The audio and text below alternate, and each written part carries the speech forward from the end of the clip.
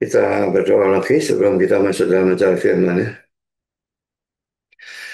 Bapa di surga, terima kasih bahwa dalam kebaktian ini kami kembali mendapatkan kesempatan dan kebebasan untuk membaca, mendengar, mempelajari, merenungkan sebagian dari firman Tuhan yang merupakan lanjutan dari pelajaran minggu yang lalu. Dan kami berdoa supaya Engkau sekali lagi hadir baik di sini di gereja maupun dimanapun ada jemaat yang mengikuti melalui kebaktian online. Tuhan, sekali lagi ampuni sucikan kami supaya jangan ada dosa menjadi penghalang antara kami dan Engkau. Dan tolong bimbing hamba-Mu dan kami semua di dalam acara firman ini. Hamba-Mu dalam penyampaian dan kami dalam penerimaan. Pimpin hamba-Mu dalam menyampaikan firman, berikan kekuatan, jasmani pikiran, khususnya suara. Berikan pengurapan, berikan kata-kata, berikan apapun yang dia butuhkan. Dan seluruh firman disampaikan dengan baik, dengan benar, dan dengan sejelas-jelasnya. Dan melengkapi dan bungkus firman-Mu dan kuasa dan pekerjaan roh-Mu, supaya jangan semua itu keluar dan kembali dengan sia-sia. Tapi bila semuanya tertanam, tumbuh berbuah dalam kehidupan kami itu kemuliaan nama Tuhan. Kami berdoa untuk kami semua dalam mendengar, berikan juga kesegaran, berikan hati yang terbuka, konsentrasi yang baik dari awal sampai akhir, dan terang secukupnya supaya kami bisa mengerti. Dan setelah kami mengerti, berikan kami ketundukan. Kalau ada yang belum percaya, bila mereka bisa percaya, dan yang kurang berdoa, bila mereka bisa banyak berdoa, sehingga problem-problem dalam kehidupan itu bisa dibereskan. Kali lagi kami juga sadar setan pasti bekerja dalam acara firman. Tolong buat kami supaya apapun yang mereka lakukan, firman tetap bisa sampaikan dan diterima dengan sebaik-baiknya untuk kemuliaan nama-Mu sendiri. Terima kasih Bapa, berfirman kami siap untuk mendengarkan. Dalam nama Yesus kami berdoa. Amin.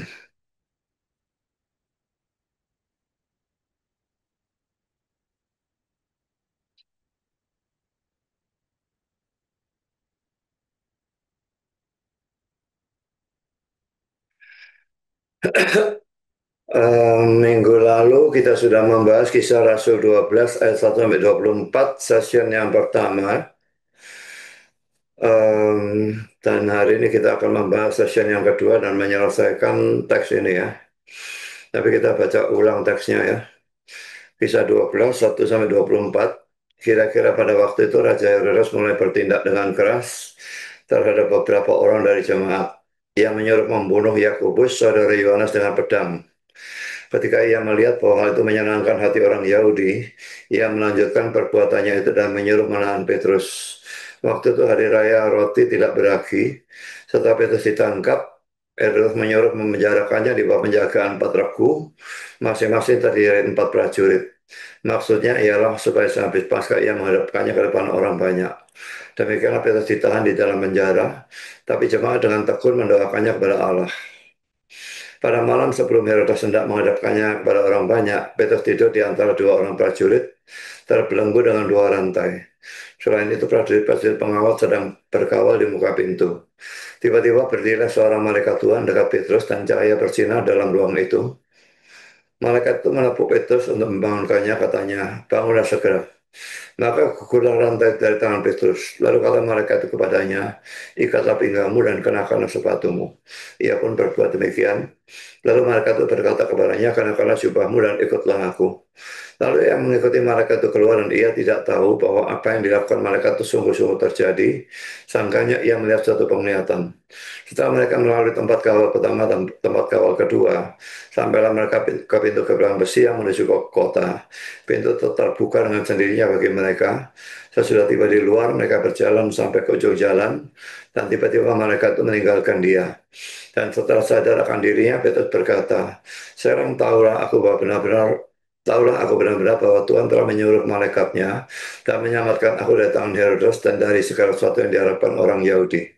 Dan setelah berpikir sebentar, pergilah ia ke rumah Maria, ibu Yohanes yang disebut juga Markus. Di situ banyak orang berkumpul dan berdoa. Dan ketika ia mengetok pintu gerbang, datanglah seorang hamba perempuan bernama Roda untuk mengetahui siapa yang mengetuk itu.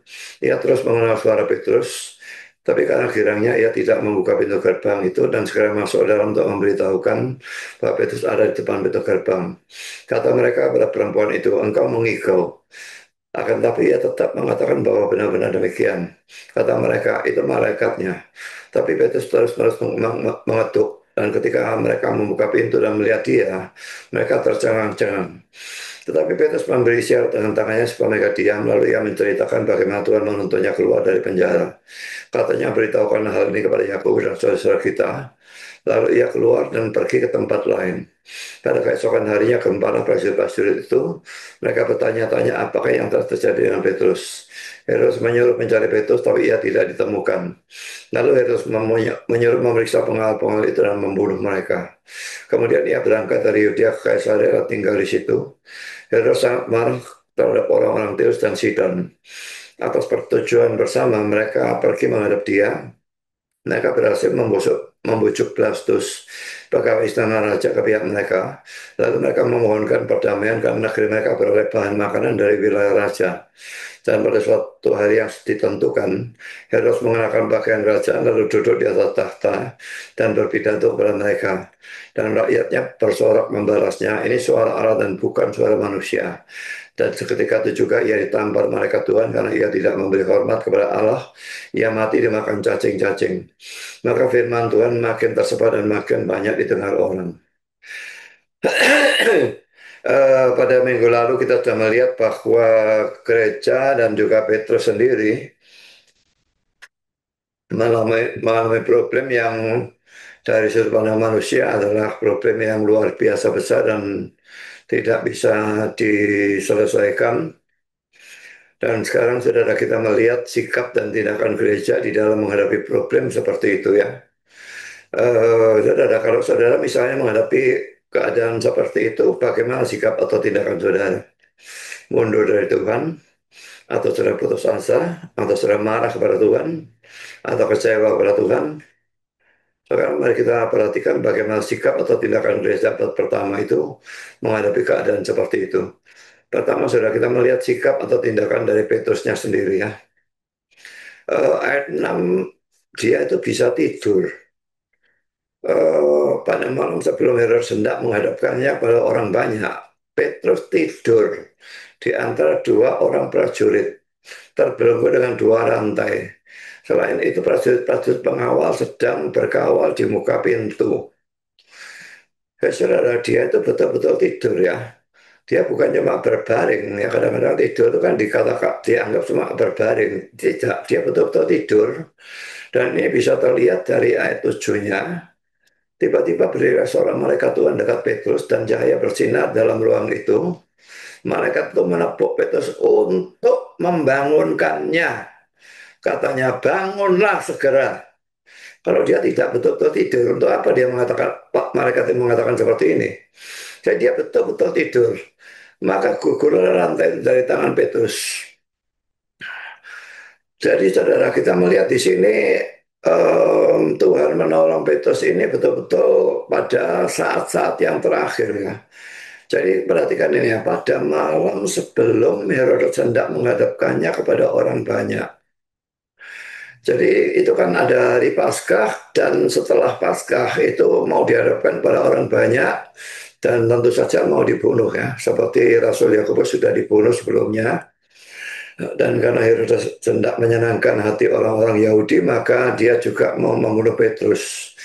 Tapi perhatikan ya, pada malam sebelum Herodes hendak menghadapkannya kepada orang-orang banyak, Petrus tidur di antara dua orang penjaga. Jadi kapan Tuhan menolong Petrus? Pada saat-saat terakhir. Tuhan bisa menolong 2-3 hari sebelumnya, atau begitu ditangkap langsung dilepaskan bisa, kalau dia mau. Tapi dia senang melakukan sesuatu itu persis pada saatnya. Jadi kalau saudara menghadapi problem, khususnya problem yang sangat besar, dan saudara merasa sudah berdoa, sudah melakukan apapun, tetapi kok tidak kunjung ditolong. Ingat satu hal ini ya, Tuhan senang melakukan atau memberikan pertolongannya itu pada detik-detik yang terakhir. Jadi jangan berputus asa, kecewa, marah, dan sebagainya. Tetaplah berharap sampai Tuhan menolong saudara. Saya lanjutkan ya, ini berbeda dengan tidurnya tiga murid termasuk Petrus dalam Matius 26 ayat 36 sampai 46. Ini yang di Taman Getsemani itu ya. Matius 26, 36 sampai 46, maka sampailah Yesus bersama murid-muridnya ke suatu tempat yang bernama Getsemani. Lalu ia berkata kepada murid-muridnya, duduklah di sini sementara aku pergi ke sana untuk berdoa. Dan ia membawa Petrus dan kedua anak Zebedeus sertanya. Maka mulailah ia merasa sedih dan gentar. Lalu katanya kepada mereka, hatiku sangat sedih seperti mau mati rasanya. Tinggallah di sini dan berjaga-jaga dengan aku. Maka ia maju sedikit lalu sujud dan berdoa katanya, ya Bapakku, jikalau sekiranya mungkin biarlah cawan ini lalu daripadaku.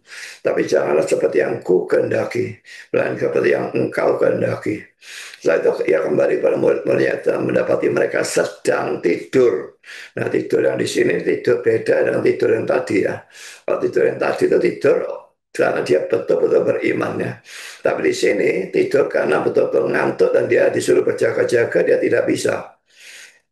Dan ia berkata kepada Petrus, tidakkah kamu sanggup berjaga-jaga 1 jam dengan aku? Berjaga-jagalah dan berdoalah supaya kamu jangan jatuh ke dalam pencobaan.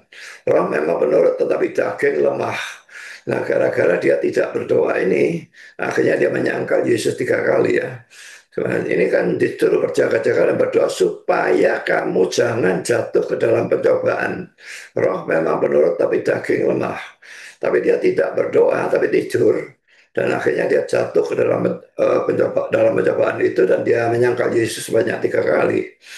Kita lanjutkan dengan ayat 42. Lalu ia pergi untuk kedua kalinya dan berdoa katanya, ya Bapakku, jikalau cawan ini tidak mungkin lalu kecuali apabila aku meminumnya, jadilah kehendakmu. Dan ketika ia kembali pula, ia mendapati mereka sedang tidur lagi. Sudah disuruh berjaga-jaga dalam ayat 41, ayat 43-nya Yesus kembali, mereka tidur lagi.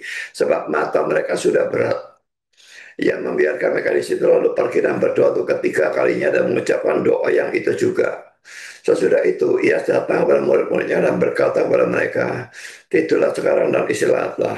Lihat saatnya sudah tiba bahwa anak manusia diserahkan ke tangan orang-orang berdosa. Bangunlah, mari kita pergi. Dia yang menyerahkan aku sudah dekat. Ini saya akan tanyakan kepada ChatGPT ya. Dalam Matius 26 tadi yang sudah kita baca ya. Ayat 45 Yesus berkata tidurlah. Tetapi dalam ayat 46 ia berkata bangunlah. Apakah ada selang waktu antara kedua ayat itu? Ya, jadi ini kita melihat di sini tidurlah ya. Sekarang dan istirahatlah. Tapi di sini dia berkata bangunlah. Apakah di sini ada selang waktu ya? Jadi mereka tidur mungkin 15 menit atau setengah jam, setengah selang waktunya. Lalu setelah itu Yesus berkata bangunlah. Itu yang saya tanyakan ya. Jawaban ChatGPT pertanyaan Anda sangat tajam dan penting. Dalam Matius 26 ayat 45, Yesus berkata, tidurlah sekarang dan istirahatlah. Lalu di ayat 46, ia langsung berkata, bangunlah, marilah kita pergi. Jadi apakah ada selang waktu nyata di antara kedua pernyataan itu? Lalu dia dibacakan ulang teks Matius 26 ayat 45 dan 46. Kemudian ia datang kepada murid-muridnya dan berkata kepada mereka, tidurlah sekarang dan istirahatlah. Lihat saatnya sudah dekat dan anak manusia diserahkan ke tangan orang-orang berdosa.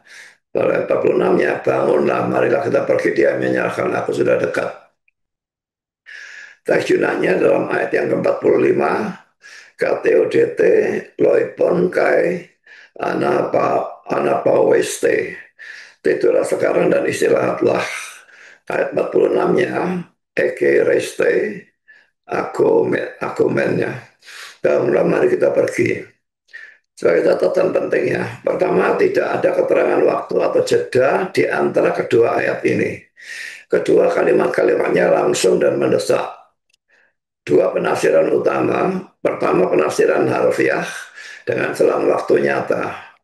Jadi pertama Yesus membicarakan murid-murid tidur sebentar, tidur sekarang, lalu beberapa menit kemudian membangunkan mereka, bangunlah, karena Yudas dan rombongan telah tiba. Kedua, pandangan secara literal, memahami kedua kalimat sebagai dua perintah yang terpisah oleh waktu. Namun ada kelemahan besar. Yesus sendiri berkata, lihat saatnya sudah dekat. Pada kalimat yang sama dengan tidurlah. Maka sangat kecil kemungkinan ia benar-benar mengizinkan mereka tidur saat itu. Lalu poin B, penafsiran yang kedua adalah penafsiran ironis. Ironis saya kira mestinya ya. Ironis atau sarkastik tanpa jeda waktu umumnya diterima dalam tradisi reform. Pertama, sudah banyak penafsir melihat tidur sekarang dan istirahat sebagai ironi atau kecaman lembut. Sekarang kalian mau tidur, terlambat. Lihat, dia yang menyerahkan aku sudah datang. Yang kedua, ini sesuai dengan konteks tekanan rohani, kegentingan waktu, dan teguran Yesus terhadap murid-murid yang gagal berjaga. John Calvin misalnya dalam komentar on Matthew menulis, saya bacakan bahasa Indonesia saja ya. Kristus tidak memberikan mereka waktu istirahat, tetapi justru menegur mereka dengan cara ironi. Sebab ketika bahaya sudah sangat dekat, itu bukanlah waktu untuk tidur. Jadi sama kalau misalnya dalam peperangan ya, dalam peperangan sedang dibomi dan sebagainya, kita tidur kan nggak lucu ya. Ini sangat sangat buruk tindakan model seperti itu. Itu pun kalau bisa tidur karena ledakan bom itu keras sekali. Kalau orang bisa tidur pada saat itu ya itu juga sesuatu yang mengherankan juga ya. Uh, Juga William Hendrickson, New Testament Commentary on Matthew, halaman 918, mengatakan sebagai berikut. Kata-kata tidurlah sekarang dan istirahatlah tidak boleh dipahami sebagai suatu perintah, melainkan sebagai suatu teguran yang syarat dengan ironi. Kesimpulan, tidak ada selang waktu nyata antara ayat 45 dan 46. Pertama, kalimat itulah sekarang dan istirahat adalah sindiran tajam atau kecaman halus, bukan perintah literal. Kedua, konteksnya menunjukkan bahwa Yesus langsung membangunkan mereka karena saat penangkapan sudah tiba. Ketika ini adalah gaya retoris yang menegaskan kekecewaan Yesus terhadap kegagalan para murid untuk berjaga. Sekarang saya lanjutkan dengan khotbah saya ya. Tadi agak menyimpang sebentar untuk mengetahui ayat 45 dan 46 ada jeda waktu atau tidak ya. Petrus pasti tahu bahwa Herodes yang sudah membunuh, benar ya, yang sudah membunuh Rasul Yakobus itu pasti akan membunuhnya juga. Tetapi toh dia bisa tidur dan ini jelas menunjukkan iman dan penyerahannya yang luar biasa pada Tuhan. Ia sudah jauh lebih maju dibandingkan dengan waktu dia ketakutan dalam menghadapi badai. Di dalam Matius 8 ayat 23 sampai dengan 27, saya bacakan ayatnya ya. Matius 8, 23 dan 27. Lalu Yesus naik ke dalam perahu dan murid-muridnya pun mengikutinya. Sekonyong-konyong mengamuklah dan ribut di danau itu sehingga perahu itu ditembus gelombang. Tetapi Yesus tidur. Yesusnya yang tidur, bukan Petrusnya ya. Maka datanglah murid-murid yang membangunkan dia, katanya, Tuhan tolonglah kita binasa. Ini bukan tindakan iman, ini tindakan takut luar biasa ya. Karena badai itu, padahal mereka bersama dengan Yesus, mereka pasti aman, betul ya. Tapi mengapa mereka ketakutan seperti ini? Ayat 26, ia berkata kepada mereka, mengapa kamu takut, kamu yang kurang percaya? Lalu bangunlah Yesus menghadap angin dan danau itu. Maka danau itu menjadi teduh sekali. Dan heranlah orang-orang itu, katanya, orang apakah dia ini? Sehingga angin dan danau pun taat kepadanya. Sekalipun pada saat itu Roma 8 ayat 28 belum ada. Jelas bahwa Petrus mempercayai isi ayat itu. Dan ini menyebabkan dia bisa tidur. Jadi sesuatu yang luar biasa, besoknya akan dibunuh. Coba bayangkan ya, kalau besok saudara tahu saudara akan dibunuh, akan dipancung atau dibunuh dengan cara bagaimanapun, itu akan menakutkan sekali dan saya yakin saudara tidak akan bisa tidur. Tapi dia bisa tidur. Jadi saudara, maukah saudara meniru sikap ini pada saat-saat yang gawat dalam kehidupan saudara atau gereja saudara? Yang poin-poin yang kedua, sikap atau tindakan jemaat. Ayat 5b menunjukkan bahwa mereka berdoa. Saya baca ayat 5 seluruhnya ya. Demikianlah Petrus ditahan di dalam penjara, tetapi jemaat dengan tekun mendoakannya kepada Allah. Jadi saudara, kalau tadi kita poin pertama sudah membahas sikap dari Petrusnya, sekarang kita membahas sikap atau tindakan dari jemaat ya. Jadi jemaat dengan tekun mendoakannya kepada Allah. Poin A dalam Kisah Rasul, ada banyak ayat yang menunjukkan bahwa gereja abad pertama adalah gereja yang banyak berdoa. Kita bisa melihat itu dalam Kisah Rasul 1 ayat 14 sampai 24. Saya bacakan saja ya. eh, Kisah 1 ayat 14, maka mereka semua bertekun dengan sehati dalam doa bersama-sama dengan beberapa perempuan serta Maria ibu Yesus dan dengan saudara-saudara Yesus. Ayat 24, mereka semua berdoa dan berkata, ya Tuhan, Engkau yang mengenal hati semua orang, tunjukkanlah kiranya siapa yang Engkau pilih dari kedua orang ini.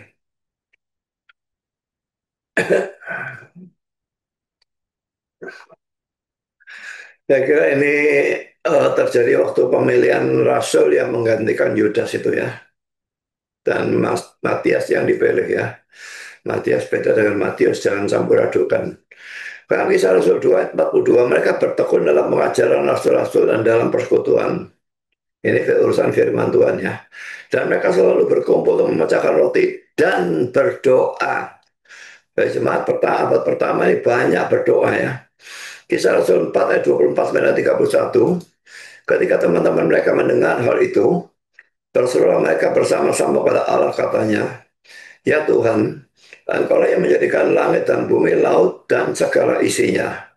Dan oleh Roh Kudus dengan perantaran hamba-Mu Daud Bapa kami, Engkau telah berfirman, mengapa rusuh bangsa-bangsa, mengapa suku-suku bangsa mereka-reka perkara yang sia-sia, raja-raja dunia bersiap-siap dan para pembesar berkumpul untuk melawan Tuhan dan yang diurapinya.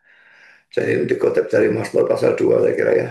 Lalu ayat 27, sebab sesungguhnya telah berkumpul dalam kota ini Herodes dan Pontius Pilatus beserta bangsa-bangsa dan suku-suku bangsa Israel melawan Yesus hamba-Mu yang kudus yang Engkau urapi untuk melaksanakan segala sesuatu yang telah Engkau tentukan dari semula oleh kuasa dan kehendak-Mu.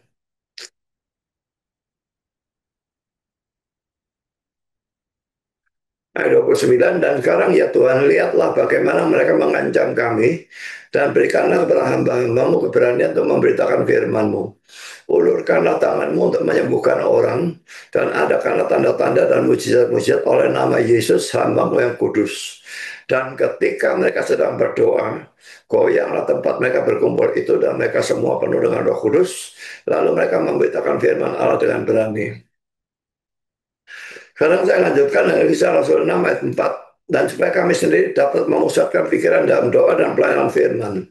Jadi waktu ada masalah dengan pembagian kepada orang miskin itu, eh, para rasul tidak mau menangani itu sendiri. Karena kalau mereka menangani itu sendiri, maka mereka tidak bisa berkonsentrasi dalam doa dan pelayanan firman. Jadi mereka mengangkat diaken-diaken termasuk Stefanus yang akhirnya mati syahid ya. Yang itu sudah kita pelajari pada pelajaran yang lalu. Dan Rasul-Rasul sendiri maunya memusatkan pikiran dalam doa dan pelayanan firman.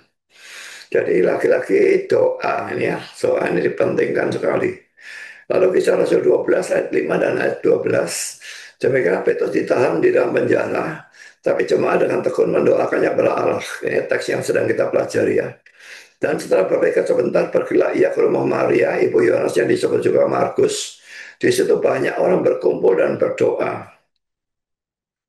Kisah Rasul 13 ayat 2 dan 3. Pada suatu hari ketika mereka beribadah pada Tuhan dan berpuasa, berkatalah Roh Kudus, khususkanlah Barnabas dan Saulus bagiku untuk tugas yang telah kutentukan bagi mereka. Maka berpuasa dan berdoalah mereka. Dan telah meletakkan tangan ke atas kedua orang itu, mereka membiarkan keduanya pergi. Dalam pelajaran yang lalu, ya, pada waktu kita membahas Kisah Rasul 11 ayat 19 sampai 30, kita melihat bahwa gereja abad pertama adalah gereja yang menekankan pengajaran atau firman Tuhan. Baca saja ya. Kisah Rasul 11 ayat 19 sampai 30. Sementara itu banyak surat-surat telah tersebar karena penganiayaan yang timbul sesudah Stefanus dihukum mati. Mereka tersebar sampai ke Venesia, Siprus, dan Antioquia. Namun mereka memberitakan Injil kepada orang Yahudi saja. Akan tetapi di antara mereka ada beberapa orang Siprus dan orang Kirene yang tiba di Antioquia dan berkata-kata juga kepada orang-orang Yunani dan memberitakan Injil bahwa Yesus adalah Tuhan. Dan tangan Tuhan menyertai mereka dan sejumlah besar orang menjadi percaya dan berbalik pada Tuhan. Maka sampailah kabar tentang mereka itu pada jemaat di Yerusalem. Lalu jemaat itu mengutus Barnabas ke Antioquia. Setelah Barnabas datang dan melihat kasih karunia Allah bersukacitalah ia. Ia menasihati mereka supaya mereka semua tetap setia pada Tuhan. Karena Barnabas adalah orang baik, penuh dengan Roh Kudus dan iman. Sejumlah orang dibawa kepada Tuhan. Lalu pergilah Barnabas ke Tarsus untuk mencari Saulus. Dan setelah bertemu dengan dia, ia membawanya ke Antioquia. Mereka tinggal bersama-sama dengan jemaat itu 1 tahun lamanya, sampai mengajar banyak orang.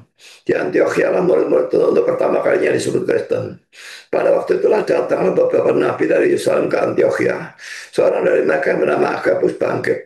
Dan oleh kuasa roh ia mengatakan bahwa seluruh dunia akan ditimpa baik kelaparan yang besar. Hal itu terjadi juga pada zaman Claudius. Lalu murid memutuskan untuk mengumpulkan suatu sumbangan sesuai dengan kemampuan mereka masing-masing dan mengirimkannya kepada saudara-saudara yang diam di Yudea.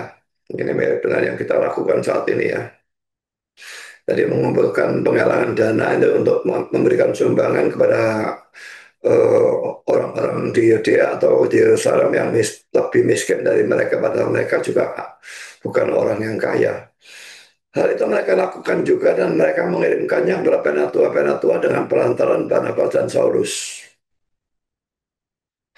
Sekarang mari kita melihat bahwa gereja abad pertama juga menekankan doa. Jadi kalau tadi menekankan firman, sekarang dikatakan bahwa gereja abad pertama menekankan doa. Dan memang doa dan firman itu berjalan bersama-sama ya. Jadi doa tanpa firman membuat doa kita itu salah. Dan firman tanpa doa membuat apa yang kita pelajari itu menjadi tidak ada gunanya. Jadi saudara, bagaimana dengan gereja saudara atau diri saudara sendiri? Apakah juga menekankan doa dan firman? Sekarang saya lanjutkan dengan poin B, ayat 5b. Jemaat, terjemahan dalam bahasa Inggris church ya, atau gereja, berdoa.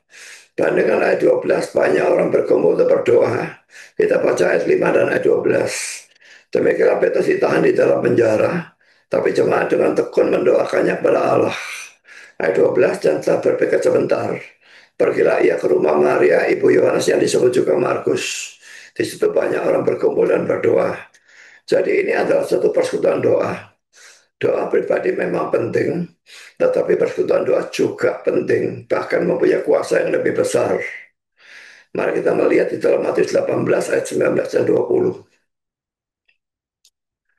Dan lagi aku berkata kepadamu, jika 2 orang daripadamu di dunia ini, 2 orang itu sudah suatu persekutuan doa ya. 2 atau 3 orang itu sudah suatu persekutuan doa. Tidak perlu ribuan orang, tidak perlu ratusan orang, tidak perlu puluhan orang. Tapi 2 orang itu sudah persekutuan doa. Sepakat meminta apapun juga, permintaan mereka itu akan dikabulkan oleh Bapakku yang di sorga. Sebab di mana 2 atau 3 orang berkumpul dalam namaku, jelas orang-orang ini harus adalah orang-orang yang percaya ya, berkumpul dalam nama Yesus ya. Di situ aku ada di tengah-tengah mereka. Kalau yang berkumpul ini bukan orang yang percaya, tidak peduli ribuan atau jutaan, Yesus tidak ada di tengah-tengah mereka. Tapi kalau 2 atau 3 orang ini berkumpul dalam namaku, di situ aku ada di tengah-tengah mereka. Saudara, apakah selama ini saudara mengabaikan persekutuan doa di gereja saudara? Maka saya bertobat. Kita bolak-balik mengadakan persekutuan doa dan tidak pernah berhasil karena tidak ada yang datang. Sangat sedikit yang datang. Poin C, saudara, mereka berdoa dengan sungguh-sungguh. Ayat 5b mengatakan bahwa mereka berdoa dengan tekun. Dalam terjemahan King James ini salah ya. Diterjemahkan without ceasing atau tanpa henti-hentinya gitu lah ya. Tapi dalam terjemahan RSV, earnest prayer, doa yang sungguh-sungguh. Dalam NIV, earnestly praying, berdoa dengan sungguh-sungguh. Lalu dalam NASB, prayer was being made fervently, doa dinaikkan dengan sungguh-sungguh. Kata bahasa Yunani-nya hanya digunakan dua kali dalam perjanjian baru, yaitu dalam ayat ini dan juga dalam 1 Petrus 4 ayat 8, di mana kata itu diterjemahkan secara benar, yaitu sungguh-sungguh. Kita baca 1 Petrus 4 ayat 8, tapi yang terutama kasihlah sungguh-sungguh seorang akan yang lain, sebab kasih menutupi banyak sekali dosa. Ini sebetulnya bukan bagian pelajaran ini, tapi saya khawatir bagian ini bisa membuat saudara sesat nih ya. Di sini dikatakan kasih menutupi banyak sekali dosa. Itu sama sekali tidak boleh diartikan bahwa kalau orang mengasihi maka dosanya itu lunas gitu ya. Dosanya ditutup oleh kasih itu sehingga dosanya dianggap tidak ada. Kalau itu artinya kita menjadi seperti agama sebelah ya, di mana perbuatan baik dan amal itu perbuatan baik dan dosa itu timbang. Kalau perbuatan baiknya lebih banyak masuk surga, kalau dosanya lebih banyak masuk neraka. Dalam Kristen tidak ada ajaran seperti itu. Jadi apa maksudnya kasih menutupi banyak sekali dosa?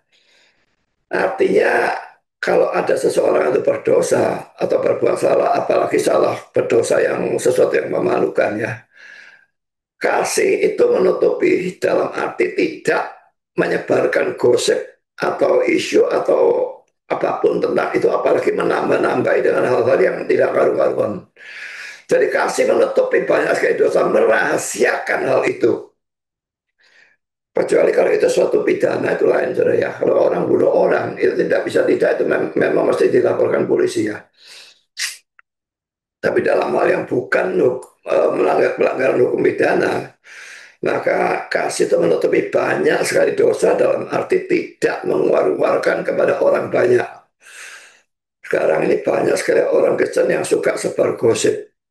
Belum tahu kabar benarnya bagaimana sudah sebarkan.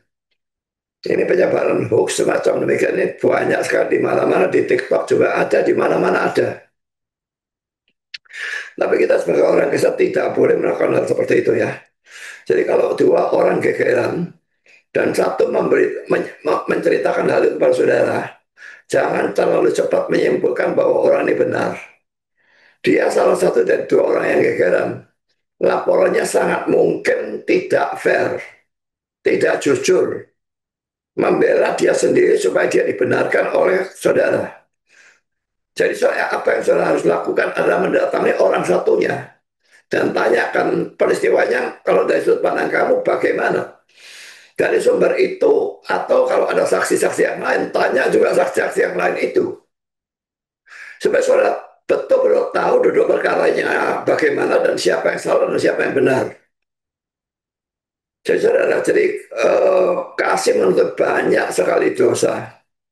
Bukan menguar-uarkan, bukan menyebarkan hoax dan sebagainya. Sekarang kita kembali pada apa yang kita pelajari, jadi kata sungguh-sungguh ini terjemahan yang benar di sini. Tapi di dalam tadi terjemahan yang tadi, mereka dikatakan berdoa dengan tekun. Ini salah juga ya. Kalau King James juga salah menerjemahkan tanpa henti. Tapi yang tiga ini benar ya, dengan sungguh-sungguh ya. Jadi seharusnya ayat 5b itu berkata berdoa dengan sungguh-sungguh. Berdoa dengan sungguh-sungguh artinya apa? Artinya pada waktu berdoa kita sungguh-sungguh menginginkan atau sungguh-sungguh mengharapkan bahwa Tuhan itu menjawab doa kita. Gampang untuk berdoa dengan sungguh-sungguh pada waktu kita mengalami kesukaran yang sangat berat. Karena kita pasti mengharapkan suatu pembebasan dari kesukaran itu. Tapi saudara, kalau kita misalnya berdoa untuk pertobatan seseorang yang belum percaya pada Kristus, atau untuk kesembuhan seseorang, atau berdoa untuk gereja, pendeta, majelis atau pengurus, pemerintah, dan sebagainya. Seringkali doa kita hanya ada di bibir saja, tapi tidak keluar dari hati kita. Kita mungkin mempunyai sikap, diberi baik, gak diberi ya sudah. Saudara, ini bukan sikap yang benar di dalam doa, saudara ya. Dan kalaupun manusia tidak tahu sikap saudara ini, Tuhan pasti tahu. Jadi jangan berdoa dengan sikap seperti ini. Doa dengan sikap seperti ini sama sekali tidak ada gunanya.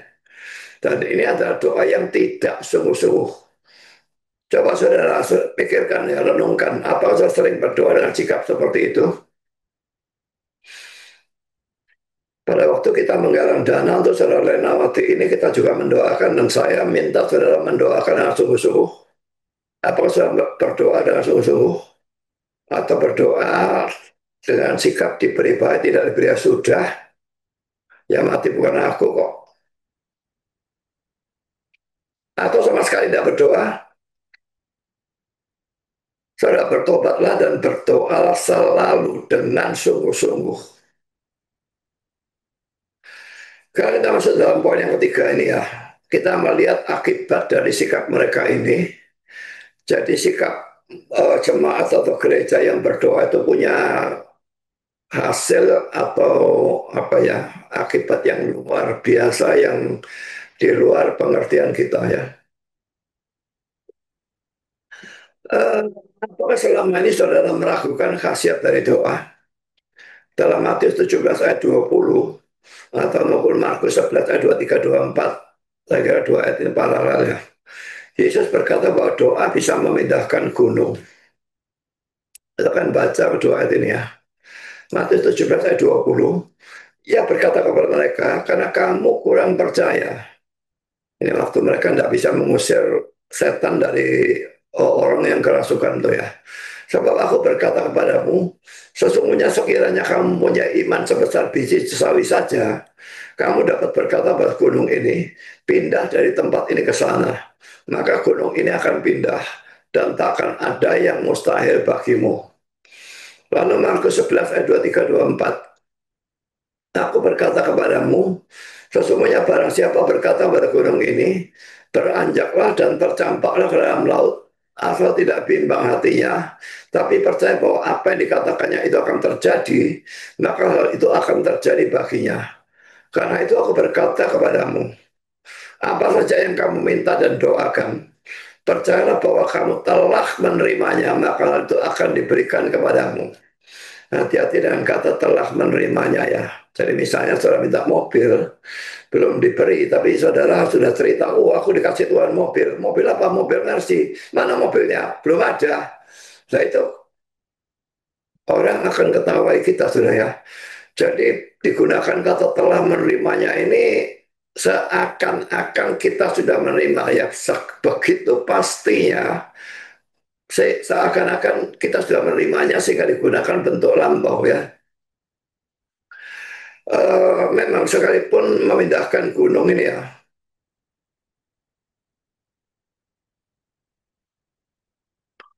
di sini dan juga di sini ya.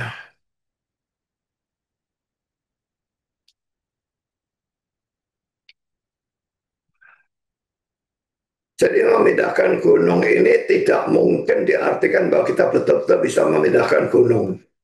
Karena ini merupakan gaya bahasa hyperbole. Gaya bahasa hyperbole itu adalah gaya bahasa yang melebih-lebihkan. Ya, tidak boleh diartikan secara hurufiah bahwa ada orang Kristen yang betul-betul memindahkan gunung. Kalau orang Kristen bisa memindahkan gunung, nanti semua dipindahkan, gak karu-karuan berantakan dunia ini sudah ya. Tetapi jelas bahwa artinya adalah bahwa kita bisa melakukan hal yang besar atau mujizat melalui doa. Ya, kita menerima uh, jawaban doa yang luar biasa dari Tuhan atas kesukaran kita yang luar biasa besarnya, yang kita tidak pernah pikirkan bahwa itu bisa dibereskan. Jadi itu arti dari memindahkan gunung jangan diartikan secara hurufiah. Sekarang mari kita lihat akibat doa mereka. Pertama, saudara Petrus dibebaskan. Poin A, Petrus dibebaskan secara mujizat. Poin pertama, William Barclay berkata, dalam cerita ini kita tidak harus menganggap terjadi mujizat. Mungkin ini merupakan suatu cerita tentang penyelamatan yang menegangkan, tetapi bagaimanapun manapun terjadinya, tangan Allah pasti ada di dalamnya. Poin kedua, saudara, di sini kesesatan atau keliberalan di William Barclay tampak dengan jelas karena seluruh konteks jelas menunjukkan bahwa ini adalah suatu mukjizat. Ya, William Barclay memang penafsir yang bagus sebetulnya kalau bicara bahasa Yunani-nya atau bicara ada cerita-cerita yang dia berikan itu seringkali sangat bagus, penguraiannya seringkali juga sangat bagus, tapi satu keburukan dia seorang liberal yang tidak percaya mujizat. Bahkan kelahiran Yesus dari seorang perawan itu tidak dia percayai. Dia berkata bahwa gereja tidak eh, menekankan ya, atau mengharuskan kita percaya bahwa Yesus lahir dari seorang perawan. Ini suatu kegilaan bagi saya. Karena kalau Yesus tidak lahir dari seorang perawan, dia tidak bisa terbebas dari hukum dosa asal. Dan kalau dia ada dalam hukum dosa asal, dia akan punya kecenderungan kepada dosa sehingga tidak dia akan terus berbuat dosa. Dan kalau itu ceritanya, dia tidak mungkin bisa menjadi juru selamat dosa. Dibutuhkan seorang yang suci, murni, tanpa dosa belas. Baru orang itu bisa memikul hukuman dosa bagi kita. Pada waktu dia menderita, penderitaan itu karena dosa kan. Pada waktu dia mati, mati itu karena dosa kan. Saya mengapa dia yang tidak berdosa sama sekali menderita dan mati? Jelas dia menderita dan mati untuk orang lain, untuk saudara dan untuk saya.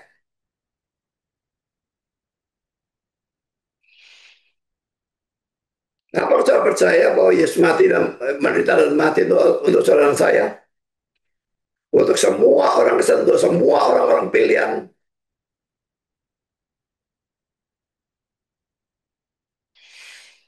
Tanpa dia mati, kita semua masuk ke neraka.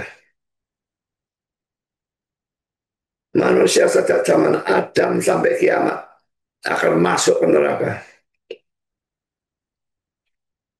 Puji Tuhan kita punya Tuhan yang begitu penuh dengan kasih karunia, yang merelakan anaknya yang tunggal menjadi manusia, menderita seumur hidupnya, bahkan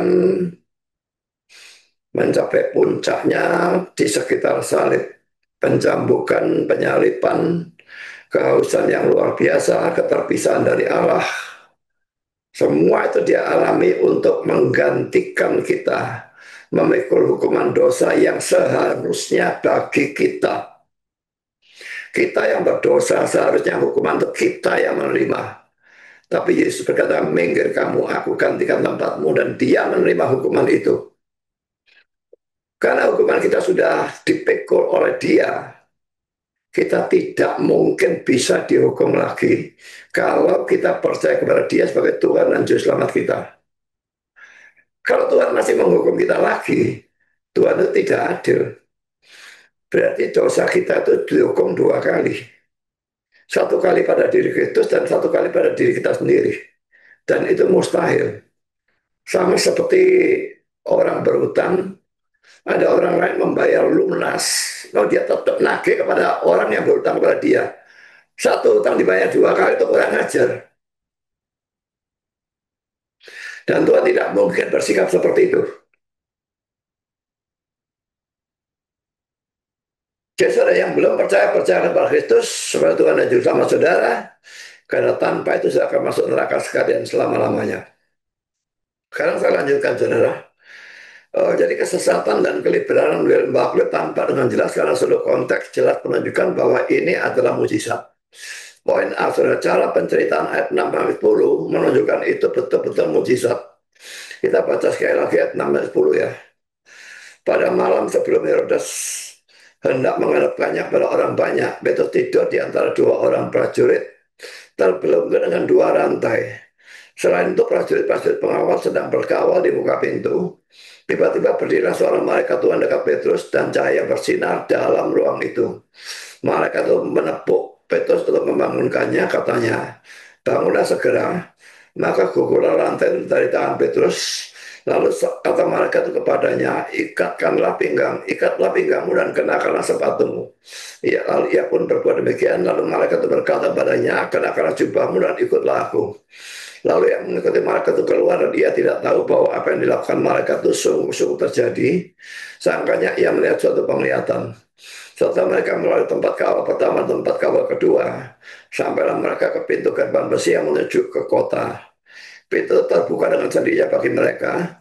Sesudah tiba di luar, mereka berjalan sampai ke ujung jalan dan tiba-tiba malaikat itu meninggalkan dia.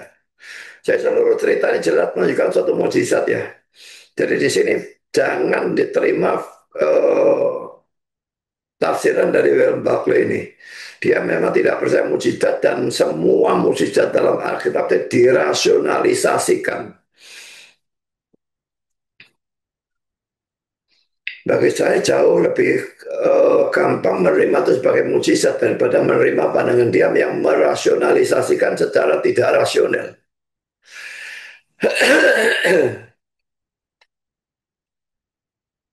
Misalnya pada waktu Petrus itu uh, mendapatkan mukjizat ya di dalam Kisah Rasul 10 itu ada kain yang turun dengan gambar-gambar binatang-binatang yang haram untuk dimakan. Lalu ada suatu suara, bangunlah Petrus dan sembelihlah dan makanlah gitu ya. Petrusnya berkata, tidak Tuhan, aku tidak pernah makan sesuatu yang haram. Saya tidak mau. Tapi penglihatan muncul 3 kali berturut-turut. Apa yang Allah nyatakan kepada kamu, jangan kau nyatakan.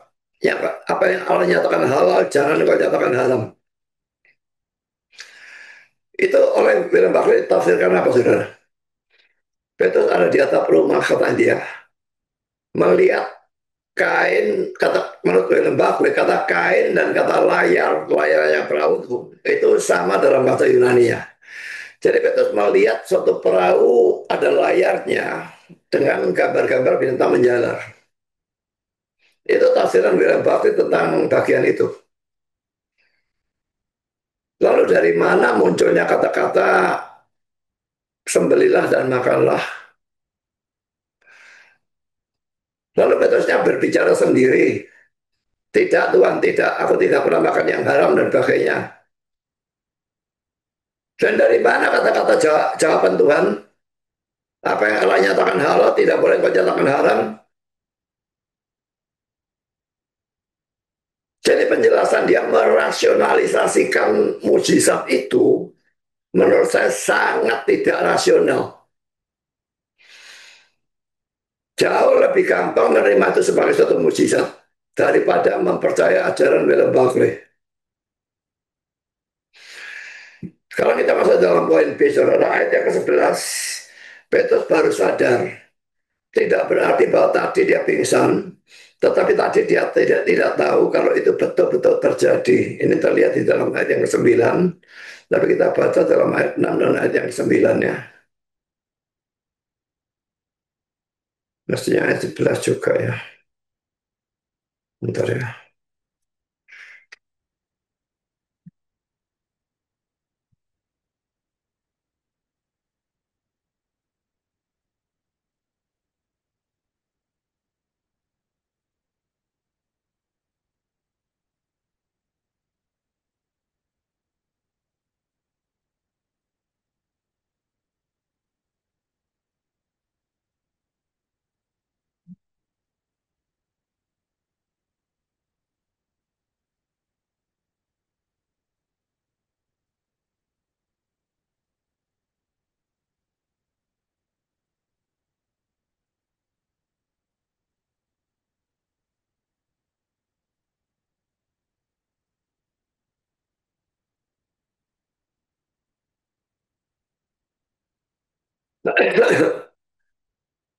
Oke, kita baca ayat yang ke ayat 6, ayat 9, dan ayat 11 ya.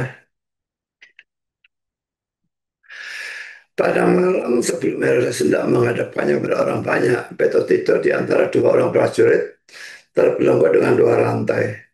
Selain itu prajurit-prajurit pengawal sedang berkawal di muka pintu. Ayat 9, lalu ia mengikuti malaikat itu keluar dan dia tidak tahu bahwa apa yang dilakukan malaikat itu sungguh-sungguh terjadi. Sangkanya ia melihat suatu penglihatan. Ya, jadi dia bukannya pingsan, tapi dia tidak tahu kalau itu sungguh-sungguh terjadi. Dia pikir dia melihat suatu penglihatan. Setelah ayat yang ke-11, dan setelah sadar akan dirinya, Petrus berkata, sekarang tahulah aku benar-benar bahwa Tuhan telah menyuruh malaikatnya dan menyelamatkan aku dari tangan Herodes dan dari segala sesuatu yang diharapkan orang-orang Yahudi. Saya kira ayat 6 ini tidak perlu ya.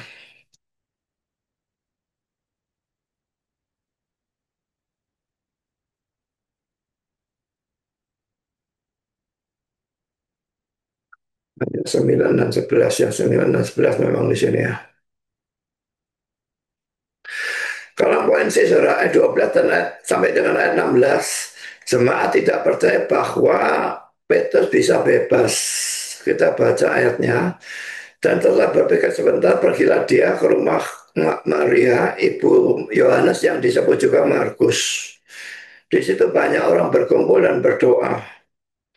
Tetapi Petrus terus-menerus mengetuk. 16 ya. Dan ketika mereka membuka pintu dan melihat dia, mereka tercengang-cengang. Pertama, saudara, kita melihat bahwa perempuan itu dianggap mengigau atau gila. Di dalam ayat yang ke-15, kata mengigau, terjemahnya salah ya. Ayat 15 kata mereka pada perempuan itu, engkau mengigau. Mengigau itu kan lendur gitu ya. Akan tetapi ia tetap mengatakan bahwa itu benar-benar demikian. Kata mereka itu malaikatnya. Dalam terjemahan King James ya, kata-kata engkau mengigau ini diterjemahkan thou art mad, engkau gila. RC, you are mad, engkau gila. NIV, you are out of your mind, engkau gila. NASB, you are out of your mind, engkau gila. Semua menerjemahkan engkau gila. Jadi kata mengigau itu salah terjemahan, bukan mengigau tapi gila. Jadi dikatakan gila. Padahal dia melaporkan hal yang benar ya. Mereka tidak percaya apa yang mereka sendiri doakan. Yang kedua, yang datang dianggap sebagai malaikat Petrus di dalam ayat yang ke-15. Kata mereka kepada perempuan itu, engkau mengigau. Ini saya ganti saya.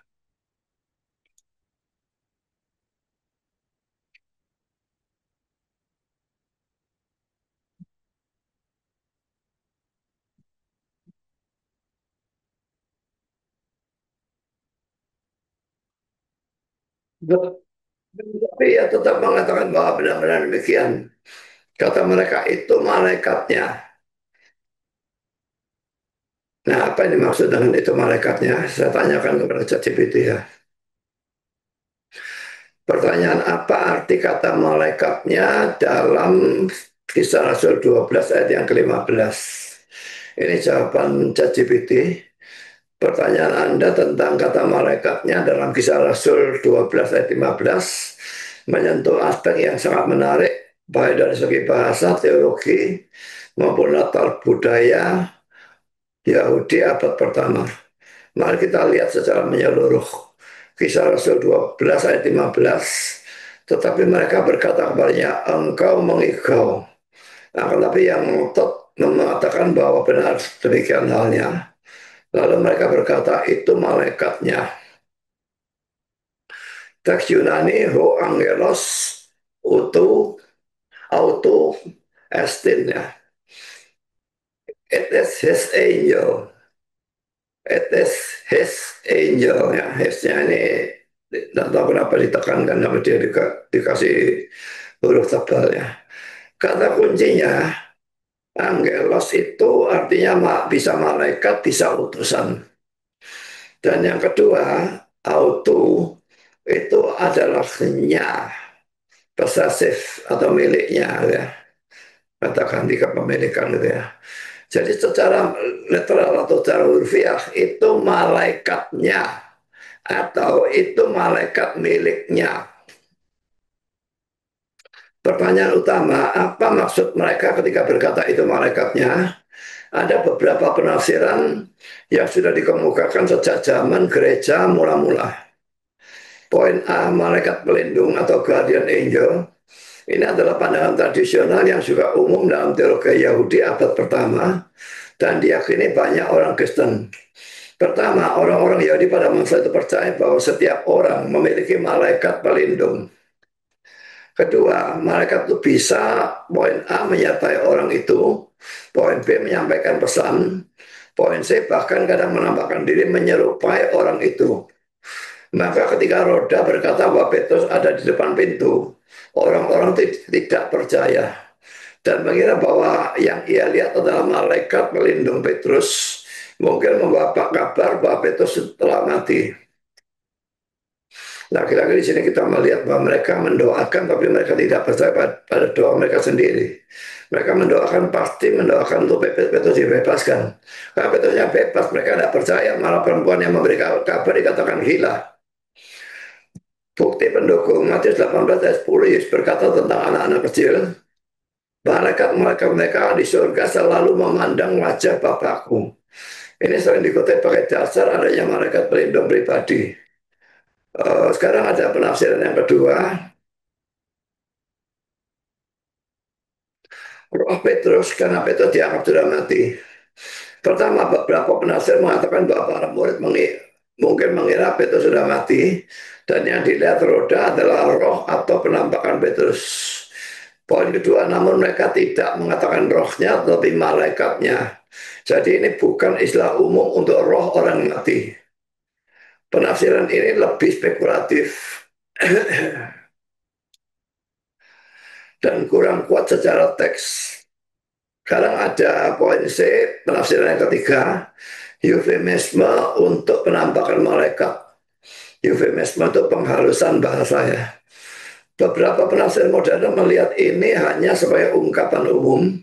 Itu hanya malaikat yang mewakili Petrus, bukan Petrusnya sendiri. Pertama, jadi bukan berarti malaikat pelindung literal, tetapi semacam representasi ilahi. Kedua, tetapi ini kurang kuat karena orang-orang Yahudi biasa tidak memakai malaikat seseorang sebagai pengganti representasi umum. Nah, kesimpulan dari ChatGPT, kata malaikatnya, oh angelos auto, kemungkinan besar menurut para malaikat pelindung pribadi Petrus sesuai dengan poin pertama, kepercayaan Yahudi abad pertama. Kedua, bahasa dan pemahaman budaya pada masa itu ketika hubungannya dengan Matius 10 ayat yang Matius 18 ayat yang ke-10. Mereka tidak menyangka Petrus benar-benar keluar dari penjara. Jadi mereka kira yang dilihat roda hanya manifestasi malaikat pelindung Petrus. Mungkin bahkan mengisyaratkan bahwa Petrus sudah mati.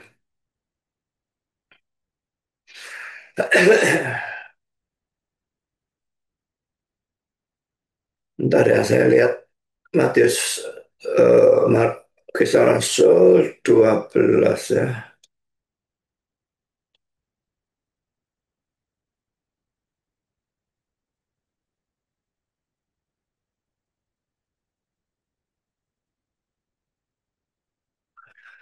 Ayat 13. Dalam bahasa Indonesia roda ya.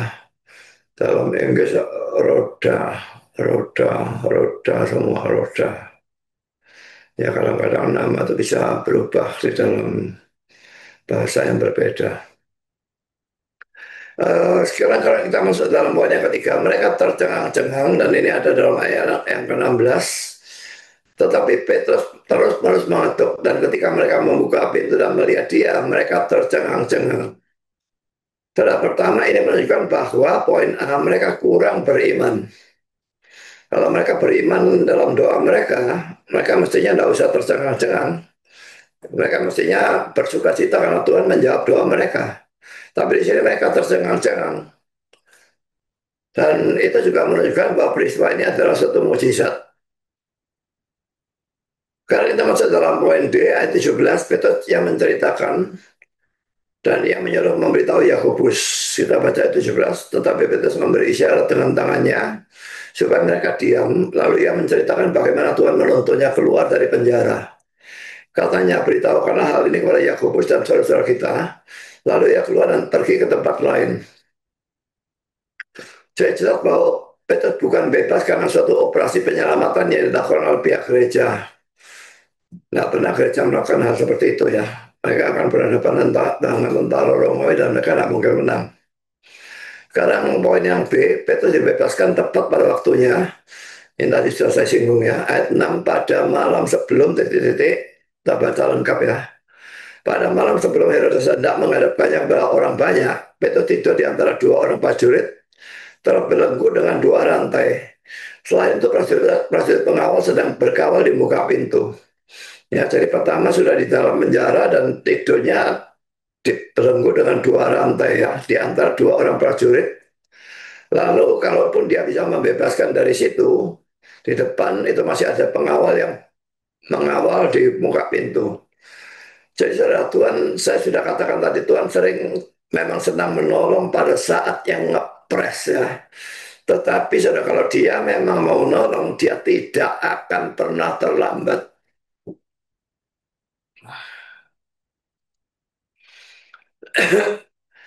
Keramuan yang kedua, Herodes mati.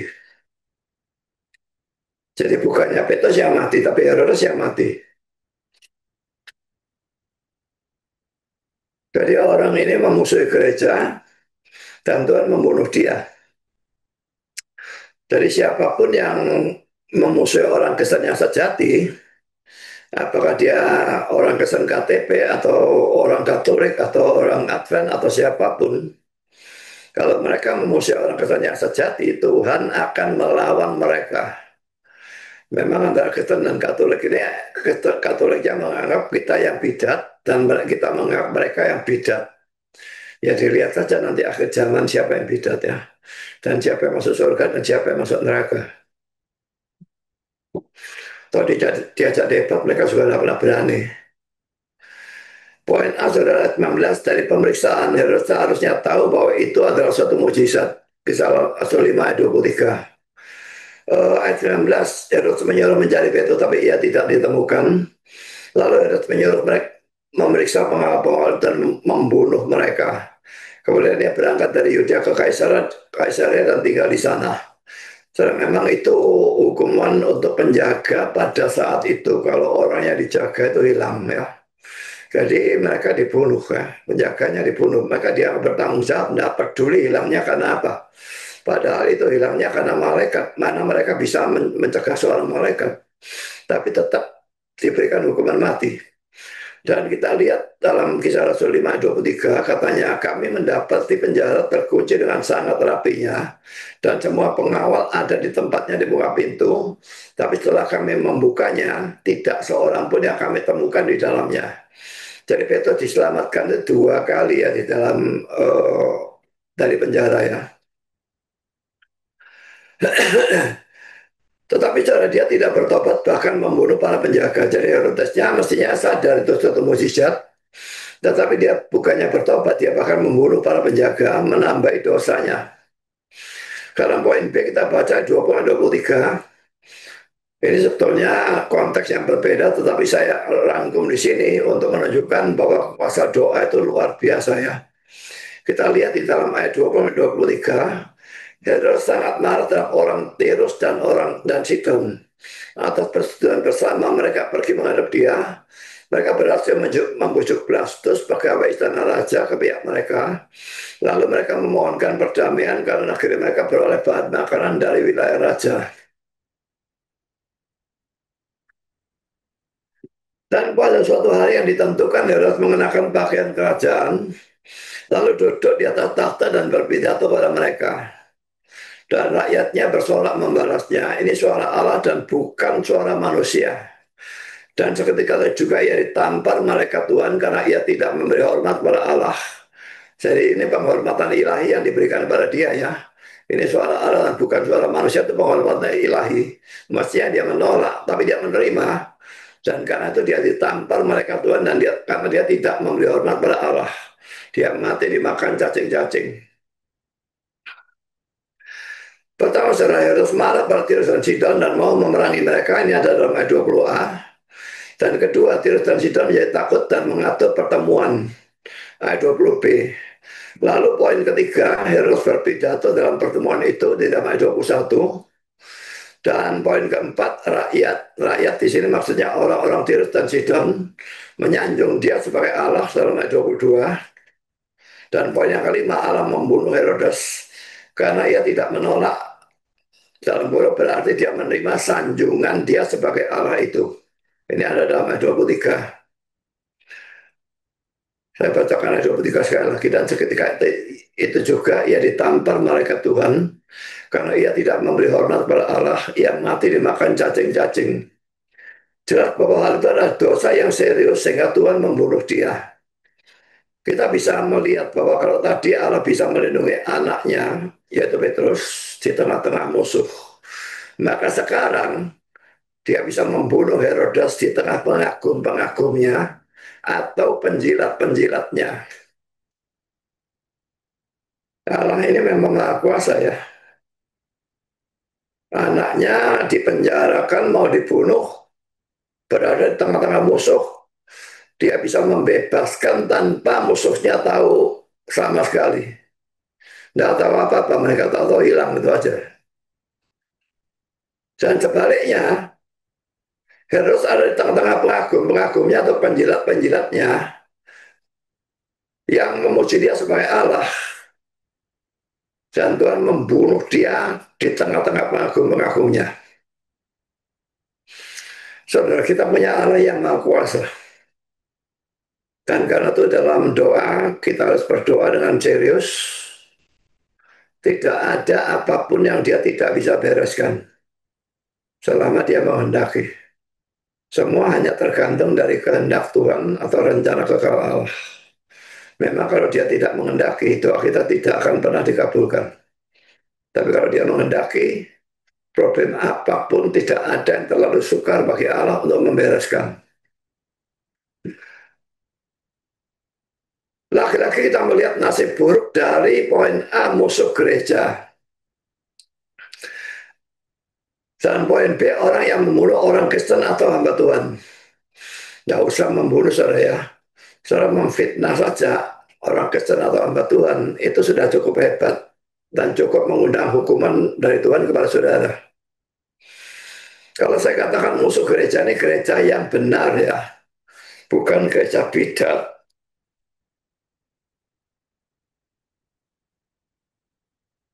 Kalau kita memusuhi gereja yang bidat, gereja yang sesat, Tuhan justru mendukung kita. Tapi kalau kita memusuhi gereja yang benar, kita mendapatkan nasib buruk dari Tuhan, Tuhan akan menghukum kita. Dan poin B, orang Kristen yang membunuh orang Kristen yang sejati, ya saya tambahkan saja. Orang Kristen atau hamba Tuhan, karena zaman sekarang begitu banyak nabi-nabi palsu. Kalau kita ya memang tidak boleh membunuh nabi palsu ya, tetapi kalau kita memfitnah nabi palsu atau melakukan kejahatan terhadap nabi palsu, ya sekalipun melakukan kejahatan tetap tetap adalah dosa ya. Tetapi Tuhan tetap akan berpihak kepada anak-anaknya dan bukan kepada orang Kristen yang KTP atau hamba Tuhan yang adalah nabi palsu. Dan saudara, ini merupakan penghiburan untuk orang Kristen yang ditindas. Dan juga orang Kristen yang mengalami penderitaan yang luar biasa hebat. Tetapi ini merupakan ancaman bagi orang-orang yang bersikap sewenang-wenang terhadap orang Kristen atau hamba Tuhan. Poin yang ketiga, firman Tuhan tersebar dalam ayat 24. Maka firman Tuhan makin tersebar dan makin banyak didengar orang. Saudara, matinya harus memberikan kebebasan dalam pemberitaan Injil atau firman Tuhan, sehingga firman Tuhan makin tersebar. Saya saudara, sebagai kesimpulan dari seluruh khotbah ya minggu lalu dan sekarang ya, hadapilah problem atau situasi yang gawat bagaimanapun gawatnya dengan berserah kepada Tuhan dan berdoa dengan sungguh-sungguh. Bagi Tuhan tidak ada yang terlalu sukar, bagi Tuhan tidak ada yang mustahil. Dan berapapun besarnya problem saudara, Tuhan kita jauh lebih besar daripada problem saudara. Dan dia bisa membebaskan kita dari problem itu kalau dia memang menghendakinya. Tuhan memberkati saudara. Amin.